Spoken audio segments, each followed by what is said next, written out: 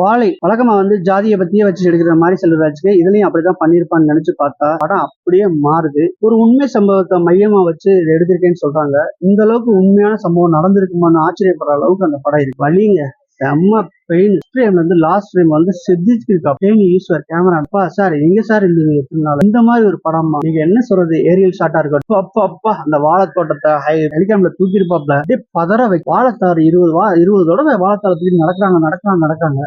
ஆனா இங்கேயுமே போர் அடிக்கும். அவ்வளவுக்கு பண்றதுக்கு இந்த போட்டோகிராஃபியும் music, Santhosh Narayan sir music, village படம் மியூசிக் போடுறது பெரிய ஆளு. இதையும் தாண்டி இளையராஜா போடுறாங்கன்னா எங்கேயோ போயிட்டு. ஏன்னா அவருக்குலாம் இது லட்டு சாப்பிடுற மாதிரி சும்மா அடிச்சு கொடுத்துருப்பாரு.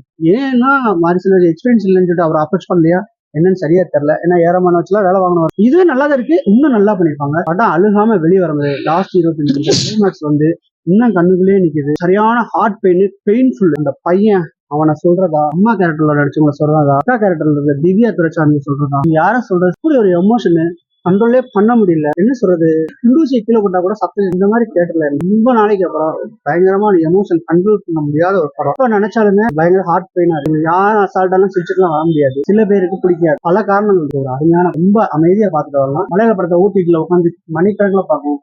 போய் IMDb பாக்குறோம் 6.9. நான் பார்க்க போறேன் அந்த மலையாள படம். எவன் டைரக்ஷன் தெரியாது, எவன் ஹீரோயின் தெரியாது, எவன் ஹீரோயின் தெரியாது.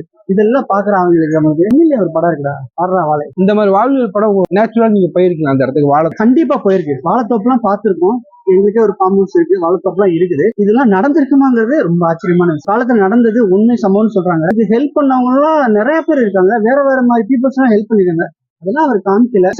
ஒரு உண்மையா வெளியே வருது. நாங்க ஹெல்ப் பண்ண மாட்டா காமிக்கலான்னு ஒரு கொஸ்டின் சொல்றோம். இதெல்லாம் தாண்டி நம்ம அந்த மாதிரி ஒரு மேட்டர் நடந்துன்னு சொல்றாருல்ல, அதுக்கே கெட்ஸ் வேணும். வாழைத்தார வருஷ கணக்குல சிறந்தவங்களுக்கு 2 வாழைப்பழங்களோ கிடைக்காம ஒருத்தன் போய் சாவாம நீங்க நினைச்சுப்பாங்க. அதான் நான் உழைப்பவனுக்கு ஒண்ணும் இல்லடா. அதுதான் அந்த படமும். கம்மன் போட்டு அதை போட்டு ஊத்தி கழுவ ரிவ்யூ கொடுத்து மோசமான ரிவ்யூ கொடுக்காதீங்க. இனிமே நல்லா இருந்துச்சுன்னா நல்லா இருக்குன்னு சொல்லுங்க, நல்லா இல்லைன்னா நல்லா இல்லைன்னு சொல்லிட்டு போயிட்டே இருங்க. சில மக்கள் விரும்புற மக்கள் கூட போக முடியாம போயிருக்கு. நம்ம ரிவ்யூ கொடுக்குறாங்க. யானை கட்டி தீனி போடுற மாதிரி சினிமா எடுக்கிறது ரொம்ப ஈஸி கிடையாது. அப்ப அவங்க ஒரு படத்தை எடுக்கிறாங்க அப்படின்னா எவ்வளவு நம்பிக்கை எடுப்பாங்க. கொட்டுக்காளி வேணாம், ஆனா கொட்டுக்காளியை விட வாழை ரொம்ப சிறப்பான படம். ரொம்ப நல்லா இருக்குங்க. கதைன்றதை விட ரொம்பவும் கிளியரா இருக்குது. ஸ்கிரீன் பிளே நல்லா இருக்குது.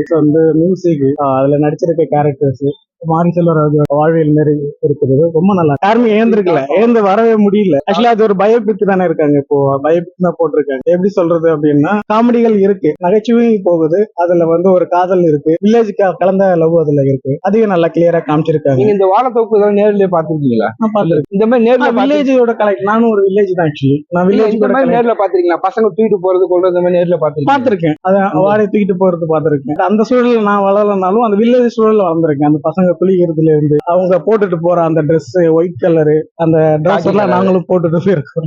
அதெல்லாம் ரொம்ப நல்லா இருந்துச்சு.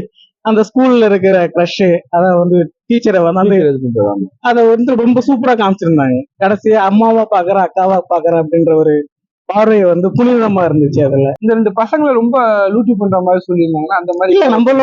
நம்ம அந்த வயசுல அதுதானே பண்ணிருப்போம். பையன் சாப்பிடாம இருந்தான் அப்படின்னா இறப்புகள் இருந்தாலும் அந்த இடத்துல அதை பிராக்டிகலா காமிச்சது ரொம்ப அருமையா இருந்தது. பிளஸ் தான் ப்ரோ நிறைய இருக்கு, எல்லாமே பிராக்டிகலா இருக்கு. மைனஸ்ன்னு சொல்ல போனா எனக்கு எதுவும் பெருசா தெரியல. ரொம்ப படத்துக்குள்ள இறங்கி உள்ள நம்ம போயிட்டு பாக்குற மாதிரி இருந்துச்சு. உங்களுக்கு பிடிக்காத சீன் ஏதாவது? இல்ல ப்ரோ, யோசிக்க கூட இல்ல.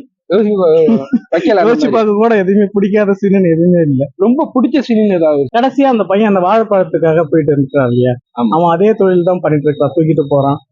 ஒரே ஒரு வாழைப்பழத்துக்காக மட்டும்தான் அந்த இதுல ஏறணும். பட் அது அங்க தாக்கப்படுறான் இல்லையா, அது ரொம்ப அருமையா காமிச்சு. கிளைமேக்ஸ்ல ரொம்ப ஸ்டன் ஆயிடுச்சு. அவங்க அம்மா அந்த சாப்பாட்டை அந்த தலையில கொட்டிக்கிட்டு எடுத்துட்டு இருந்தாங்க.